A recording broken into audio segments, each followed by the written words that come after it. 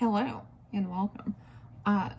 Obviously this is a more casual start to this video. I'm just sitting at my desk. I do have the boys out. They are currently eating a snack in the little red house. They might pop out, they might not. They aren't huge fans of me talking, which I won't take offense to, even though I could. Anyway, this video isn't about the boys. This video is about a couple of my girls, Cloud and Sunny. They're my two Siamese girls. They are almost 7 months old as of recording this bit. I don't know how long this video is going to go on, but this video is basically about a couple of issues I'm having with them. So, Sunny and Cloud I got from someone who was no longer taking care of them. So they hadn't been fed for a few days when I got them. And when they were being fed, they were being fed on low protein puppy kibble, I believe is what the lady said.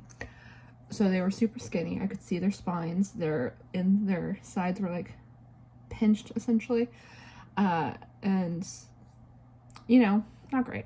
But when I brought them home, they were actually very sweet. We bonded immediately. We loved each other instantly, along with Fog. That's their other sister, is Foggy. And they, you know, it was nice. But, you know, when you rescue rats, or in this case, I don't really consider a rescue, I consider a rehoming situation. But when you rehome rats from situations like this, you don't know how they're going to end up. You don't really know how any rat's going to end up if you get them as a baby, to be perfectly honest. But now that they're 7 months old, they're starting to display some hormonal aggression issues, which can happen in females. Some people seem to think that it can't, but it can absolutely happen in females. It's more common in males by... I have a son. He's sniffing the phone. It's more common in males, but it can happen in females. So it's a little harder to tell sometimes with females. So I'll put up a couple of pictures kind of showing... Hi, baby. Hi. Kind of showing like what the first indicator I had that something was wrong, which was that they would get puffy. So their fur would stand on end, which this can be also a sign of pain, but I can't see anything physically wrong with them. And as of right now, they have a vet appointment tomorrow to determine if there is anything physically wrong with them before I move on to step 2. But, so basically I'd have them out for free roam, and my free roam area obviously smells like a lot of rats. I have 3 groups, kind of 4 right now, but eventually the boys are going to go in with that cage in the corner over there with the blue cage on top.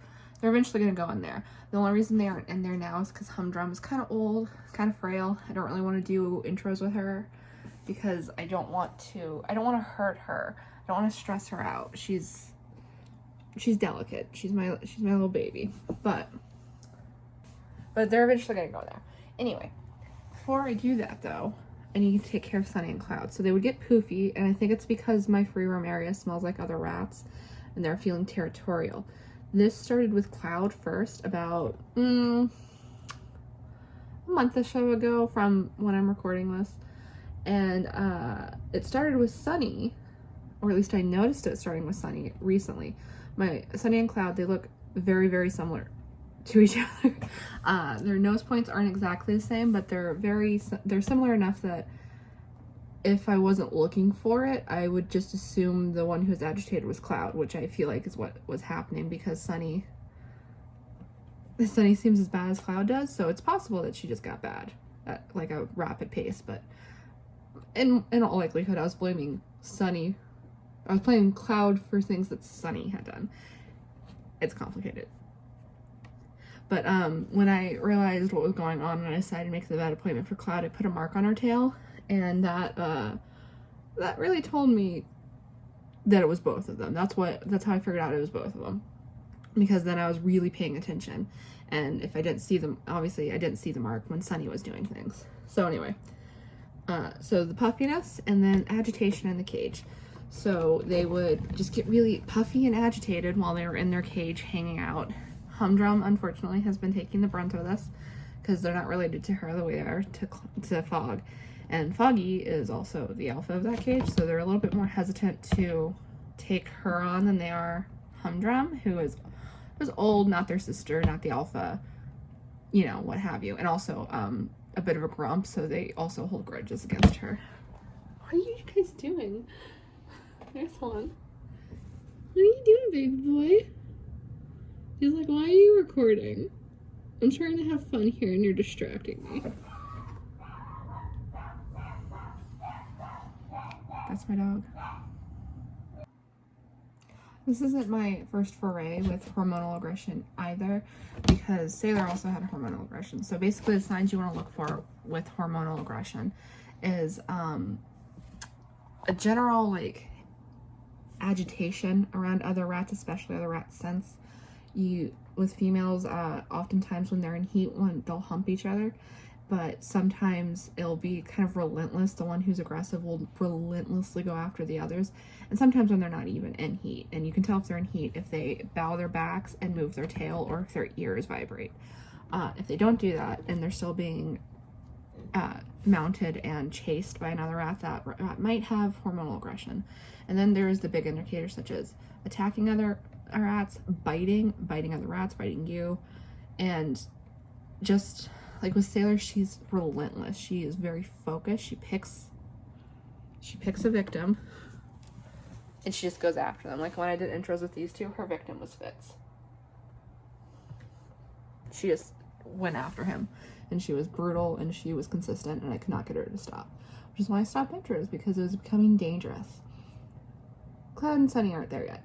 I recognize the signs. I can see that it's getting worse. Like the other day, I was feeding them, and Humdrum was sitting on a ledge eating something, and Cloud grabbed her and threw her across the cage, and she fell all the way to the bottom because there's like this much space between a hammock and the wheel, and she fell right through there because she was trying to get away. She wasn't trying to catch herself.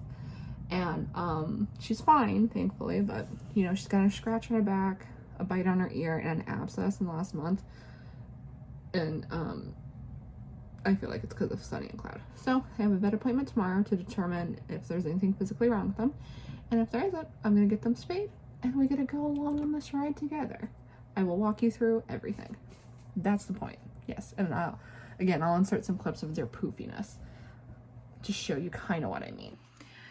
The other thing with all this is spaying obviously it takes the hormones out of the body, so because they don't have that organ anymore. The same happens with males. If males are aggressive, you get them neutered, it usually calms them down.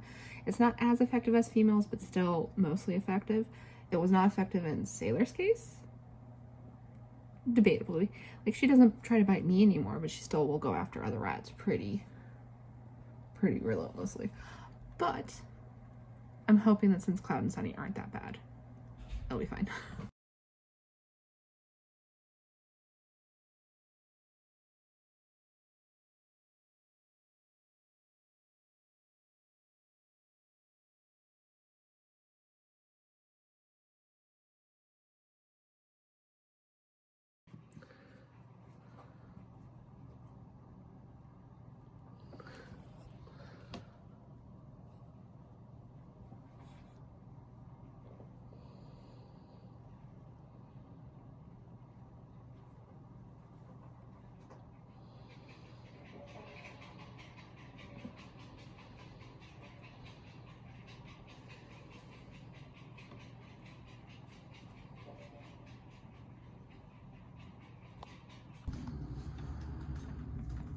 Why are you so poofy?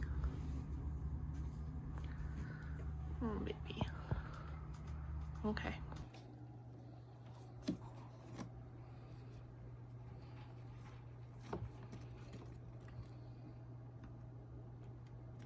Alright, so Sunny and Cloud had their vet appointment today, and he did not find anything physically wrong with them, which means that it's time to get them spayed, which will happen in about a week. Alright, so I have everything set up for Sunny and Cloud being spayed tomorrow. So I have their hospital cage, which is also what I'll just drop them off in. They can spend the whole day in this. I have a hide in here, a towel. I don't normally go for this kind of substrate, but for hospital cage purposes, this is actually pretty good because it's easy to clean. There's nothing that gets snagged in their wounds or stuck in their wounds. And then this might come out later. It just depends on how active they are. Try to sleep up here, I'll take it out. But if they're trying to sleep down here, then I'll leave it in. And finally, bag of possible goodies. So I have a bowl for their food, some food, a water bottle, and a spare towel in case they mess it up. So, all set, all ready to go. Also, I will be keeping both of them in here. The vet will probably tell me not to, But sometimes vets aren't always correct.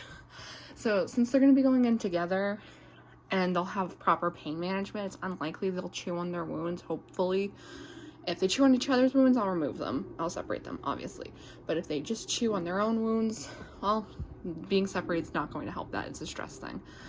But Sunny especially, I think, will benefit from having company, because Sunny has some stress behaviors already where she kind of chews on her hands a little bit. Not quite barbering, but not quite not barbering either. I'm sorry, that was my cat jumping on me. Anyway, we're all set, and I will check in with you guys tomorrow. They're home. It's been done. They're currently resting, which is good. They're having a little bit of trouble getting comfortable, which is fair. They look a little bit concave right now. They did just have organs removed, so that's to be expected. But rats tend to fill up pretty quickly after they have a spay done, and they should be back to normal pretty soon. I'll update you again tomorrow when I give them their meds. So my vet injects them with meloxicam before sending them home, so you don't have to do the pain medication until the next day. So for me, it won't be till tomorrow after 12, which I should be home for. And then hi, my dog's in my lap, sorry. And then I should be able to move them back into the main cage in a few days. Some people like to wait 2 weeks, but my rats don't have like the normal sutures. They have sutures under their skin and then glue, like glue sutures. So they don't have to go back to the vet, and they should heal fairly quickly. I tend to just wait until the wound looks sealed, and then I move them in, because they heal really fast. It doesn't need to be that much time. And so yeah, I'll update you in a little while. I will also say that because I got them spayed fairly young, they're about 7 months old, and because they haven't had any issues with tumors or anything, it's unlikely that they will in the future. Not as unlikely as if I had gotten spayed before they were 6 months old. But obviously I did this for aggression purposes, but if you are thinking about spaying your rats, there is multiple benefits to it. So that's just something you have to decide as an owner if it's what you want to do or not. I do find that a lot of my spayed rats tend to go a lot longer without having to go to the vet, and they do tend to live longer. Like I have Humdrum, who's 2 years 8 months old, or 2 years 7 months old, sorry, and she's never had an issue with anything tumor wise. There's Sailor, who's almost 2, and she's the best of her sisters right now. Do you see Heidi? Oh my gosh, look at her. Sailor's the healthiest of her sisters right now. That's her. Then there's Ducky and Dorothy, who are 1.5 years, and they came from a hoarding situation. They've never gone to the vet other than for their spay. So yeah, there are benefits if you want to look into doing that. You don't have to by any means, but it's always an option. Alright guys, as you can see, this one's Cloud. Cloud and Sunny are doing really good. Oh, well, she doesn't want me to get video of her. Sunny's in there having a snack. I put them back in the cage late last night, and this is their first free room since their surgery. You want to come out, Sunny? Sunny Bun! There she goes. There's my little Sunny Bun. Oh, okay. They don't want me to get footage of them being happy, healthy little girls. They're just like, no. Nope. So yeah, they're doing pretty good. They were very excited to be back in their cage. They're very excited to be free roaming. They just want to get back to their normal routine. Rats are in some ways creatures of habit, even though they're very adaptable. They like having their days be what they expect them to be. But yeah, they're still on pain medication. They will be for a couple more days. Hey. But their incision sites are sealed. They're looking very good. Like they're going to be healed with just nothing but a scar in like another day or so. Rats heal very fast. And they're doing very good, as you can see. They're still not calmed down yet because it takes a while for their hormones to leave the body. So with male rats, it's 6 to 8 weeks. With female rats, it's more like 2 to 4 weeks. But they're doing pretty good. Where'd Cloud go? I don't know where Cloud went. Baby girl. Wait, Cloud? Cloud. Yeah, look at her beautiful little face. I love you. So yeah. Well, that's it for right now. If you want more day-to-day updates, you can follow me on my Instagram, which is the same name, Hall of Rats, one word. Hi guys. Hi Foggy. I hope you enjoyed this video. If you did, do all the fun stuff below, and I'll see you in the next one. Goodbye.